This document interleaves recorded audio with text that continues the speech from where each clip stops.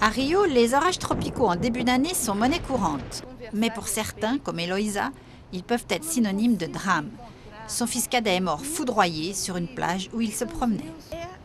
C'est une douleur incessante, vous savez. Il me manque énormément. Mais à chaque fois que je suis triste, c'est comme si je sentais sa présence.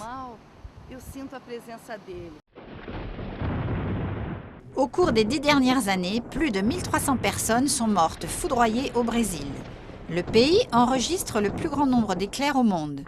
Les conséquences financières entraînées par les dégâts matériels sont aussi énormes. Rien qu'au Brésil, les pertes financières s'élèvent à près de 600 millions de dollars par an. Dans des pays plus industrialisés, comme les États-Unis par exemple, cela pourrait être 5 fois plus. D'après les statistiques, le nombre d'éclairs est en augmentation, un phénomène que les chercheurs de l'Institut national de recherche spatiale attribuent au réchauffement de la planète. Car plus les variations de température sont fortes, plus les orages sont nombreux. La ville de São Paulo, au sud-est du pays, est selon eux un bon exemple. Au cours des 50 dernières années, la ville s'est étendue de façon désordonnée.